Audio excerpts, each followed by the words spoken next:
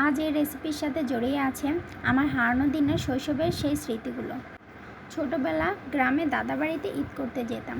দাদা দাদি, চাচা চাচি, চাচাতো ভাই বোন, ফুফাতো ভাই বোন সবাই মিলে ভীষণ আনন্দ করতাম। মা চাচিরা অনেক ধরনের রান্না করতেন আর আমরা সব কাজিনরা গল্প আড্ডায় মেতে থাকতাম। কতই না সুন্দর ছিল সেই দিন, সেই কাটানো সময়। আজও মনের কোণে ইচ্ছে জাগে, ইস, যদি আবার সেই হারানো শৈশবে ফিরে যেতে পারতাম। সময়ের বিবর্তনে দাদা দাদি, চাচা চাচি কেউ নেই আমাদের মাঝে।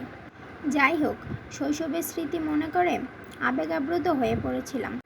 এই রেসিপিটা আমাদের গ্রামের ঐতিহ্যবাহী একটি রেসিপি। আমার দাদির মা, মানে আমার বড় মা, শিখিয়েছিলেন আমার দাদিকে, আমার দাদি শিখিয়েছেন আমার মাকে।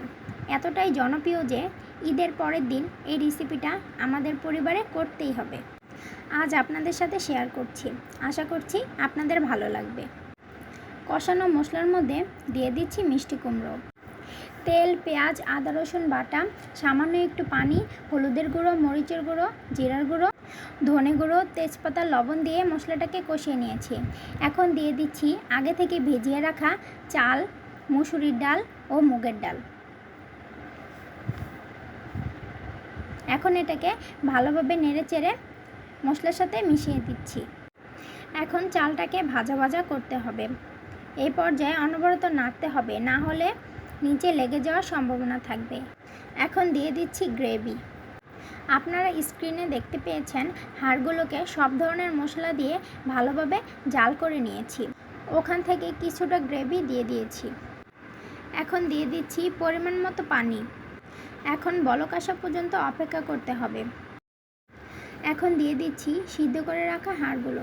দেখুন হাড়গুলো কতটা নরম হয়ে গেছে।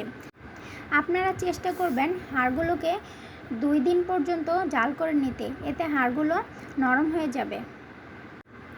নেড়েচেড়ে মিশিয়ে দিচ্ছি। এই পর্যায়ে দিয়ে দিচ্ছি জিরা গুঁড়ো।